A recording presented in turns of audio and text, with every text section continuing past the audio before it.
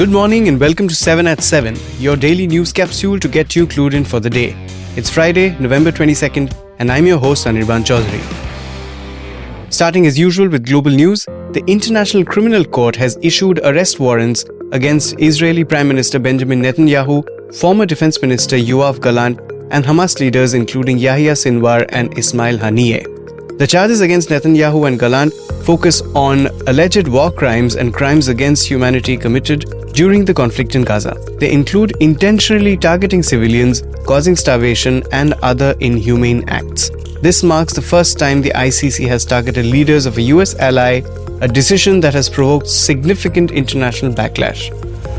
Bitcoin's meteoric rise continues as it inches closer to the $100,000 milestone, fueled by growing institutional interest and optimism around upcoming spot ETFs.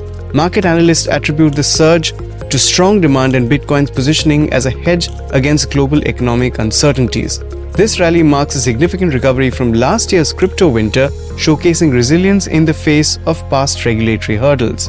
Investors are eyeing the magic number as a psychological barrier that could drive further momentum. One of India's biggest conglomerates is facing its most serious set of allegations ever. In a shocking turn, the US Department of Justice and the Securities and Exchange Commission and the US have indicted Gautam Adani and his nephew Sagar Adani over allegations of a multi-crore bribery scheme and securities fraud, shaking the foundation of the Indian conglomerate. This legal storm has battered Adani stocks, erasing over 2.24 lakh crore rupees in market value and sending ripples through its bond performance. Key Adani entities like Adani Green have halted major bond sales, citing shaken investor confidence. This has had an immediate fallout as Kenya terminated a major planned airports contract with the conglomerate. Investors like GQG Partners are grappling with colossal losses. As the scandal unfolds, Adani's ability to raise funds and sustain its aggressive expansion plans is increasingly under threat. Here are some details of the allegations against the Adanis. The DOJ alleges that Gautam Adani, his nephew Sagar Adani, and 6 others were part of a bribery scheme involving payments of 2,029 crore to Indian government officials to secure favorable power sale agreements. The contracts reportedly benefited Adani Green and Azure Power by manipulating state electricity distribution companies into compliance. The charges include conspiracy to violate the Foreign Corrupt Practices Act, securities fraud, wire fraud, and obstruction of justice.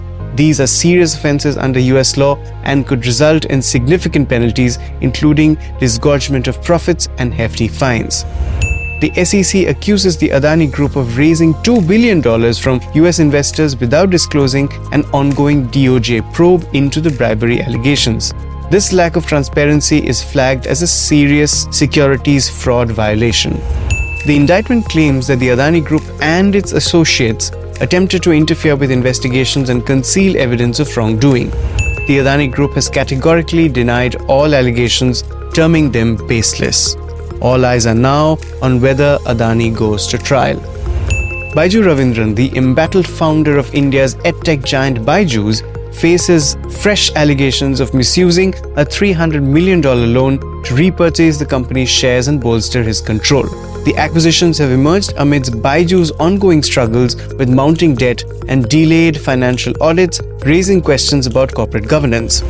Zepto's founder Aadit Palicha is pushing back against accusations of predatory pricing, asserting that the company's current cash burn of $35 million per month is a deliberate strategy for scaling up.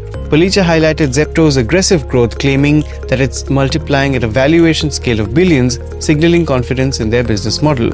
Critics, however, argue that such rapid expansion may not be sustainable in an increasingly competitive quick commerce market. Facing profitability pressures, Ola Electric is laying off 500 employees as part of its cost-cutting strategy, signaling a shift from growth at all costs to a leaner operation. The layoffs come amid slowing demand for EVs and challenges in scaling production efficiently. The announcement adds to rising concerns in India's EV sector, where many startups are struggling to balance growth ambitions with market realities. That's it for today. Keep listening.